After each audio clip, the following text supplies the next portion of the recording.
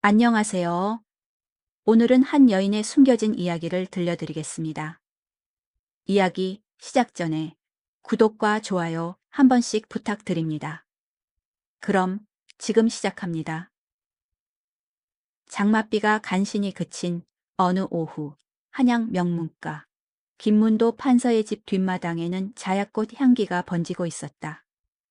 연못께 앉아있는 한 처자, 김 판서의 외동딸 연희. 그녀는 꽃이 젖었다며 손으로 감싸쥐고 마치 살아있는 존재처럼 말을 건넸다. 나비가 어깨에 앉아도 웃고 개미를 밟을까 까치발을 드는 아씨. 사람들은 그녀를 이렇게 불렀다. 꽃 바보 아씨. 몸종이 급히 달려왔다. 아씨, 대감 마님이 찾으셔요. 세상이 뒤숭숭한데 꽃 걱정만 하십니까? 연희는 웃으며 꽃을 들고 안채로 들어갔다. 그런데 방금까지 쓰러져 있던 자약꽃이 지지대도 없이 다시 곧게 서 있었다. 안채에는 묵직한 공기가 내려앉아 있었다. 김판사 앞에는 이조참판 강치수가 앉아 있었다. 눈이 가늘고 입술이 얇은 사내. 그는 말했다. 저도 살고 싶어서 이러는 겁니다. 서양 대포 한 방이면 한양이 끝입니다. 김판서의 손이 떨렸다. 나라를 팔아먹는 걸 살고 싶어서라고 변명하는 건가? 강치수는 비웃듯 말했다. 내가 죽으면 나라가 무슨 소용입니까? 대감도 저와 같이 가시지요. 그리고 낮게 덧붙였다. 따님도 살려야 하지 않겠습니까? 그때 문이 열렸다. 연희가 들어왔다. 꽃을 들고 아무것도 모르는 얼굴로. 손님이 계시네요. 나리꽃 좀 보세요. 예쁘죠? 그녀는 웃으며 다가갔다. 연희가 차를 따르는데 소매를 스쳤다. 그 순간 권총, 그리고 밀서. 연희는 아무것도 모르는 얼굴로 웃었다. 강치수는 불쾌한 기색을 남긴 채 자리를 떴다. 그날 밤, 촛불 하나 없는 방. 연희는 가만히 앉아 있었다. 낮에 훔친 비단 조각. 그 안에는 외세와 내통한 증거가 적혀 있었다.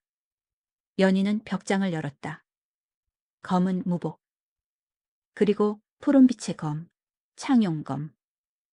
10년 전 스승의 말이 스쳐 지나갔다.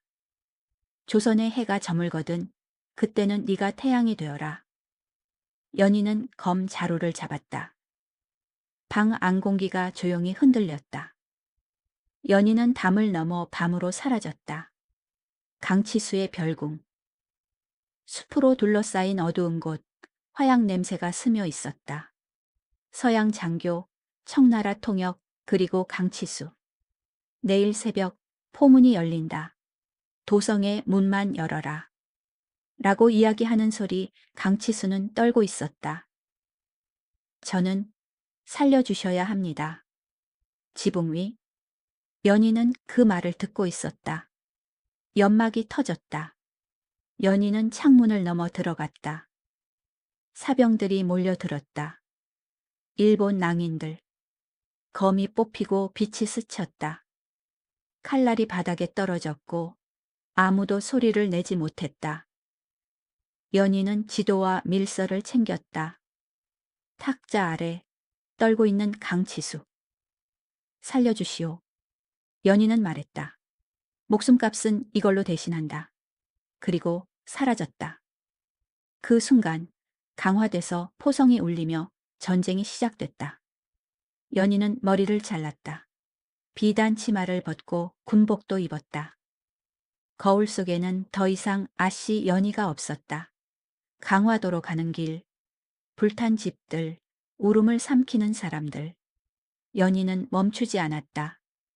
길목에서 의병 광택과 마주쳤다. 그는 연희를 막아섰다. 다음 순간 검집이 그의 목에 닿아 있었다. 따라와라. 연희가 앞장서서 걸어가고 있었다. 초지진, 성벽이 무너지고 포탄이 날아왔다. 그 뒤를 이어 연희가 뛰어올라 검이 휘둘러졌다. 포탄이 바다에서 터졌다. 그 장면은 오래 남았다. 늪지, 매복. 하지만 함정이었다. 총성이 터지고 광택이 쓰러졌다. 연희는 그를 옮겨놓고 혼자 움직였다. 적의 기함. 그곳에 강치수가 있었다. 너는 연희. 강치수가 놀라 말하였다. 연희는 말했다. 네가 판 건 나라가 아니라 사람이었다. 동시에 검이 번쩍이며 장교들이 쓰러졌다. 연희는 화약을 꺼냈다. 그리고 폭발. 기함이 갈라지며 불길이 번졌다. 연희는 그 안에서 사라졌다. 이후 전쟁이 끝나고 서양 함대가 물러났다. 김판서의 집. 그는 편지 조각 하나를 쥐고 있었다. 강치수는 붙잡혔고 끝까지 남 탓을 했다. 결국 강치수는 처형되었다. 그로부터 3년 후 강원도 깊은 산골. 자약꽃이 피어있는 집. 한 여인이 꽃을 가꾸고 있었다. 짧은 머리, 옅은 흉터. 연희였다. 아버지가 달려왔다. 연희는 아무 말도 하지 않았다. 그저 등을 토닥였다. 그날 밤 세 사람은 말없이 달을 보았다. 연희는 창용검을 땅에 묻고 그 위에 꽃씨를 뿌렸다. 도성으로 돌아가자. 아버지가 말했다. 그러나 연희는 고개를 저었다. 여기가 좋습니다. 그녀는 더 이상 말하지 않았고 꽃은 다시 피어나고 있었다. 인생은 참으로 묘합니다. 살고 싶다며 나라를 내놓은 사람은 끝내 아무것도 지키지 못했고 지키기 위해 몸을 던진 사람은 이름조차 남기지 않은 채 조용히 살아갔습니다. 연희아 씨는 아무 말도 하지 않았습니다. 그저 꽃을 심고 사람 곁에 머물렀을 뿐입니다. 그래서 더 오래 남는 것인지도 모르겠습니다. 오늘의 이야기를 들은 여러분들은 어떻게 생각하시나요?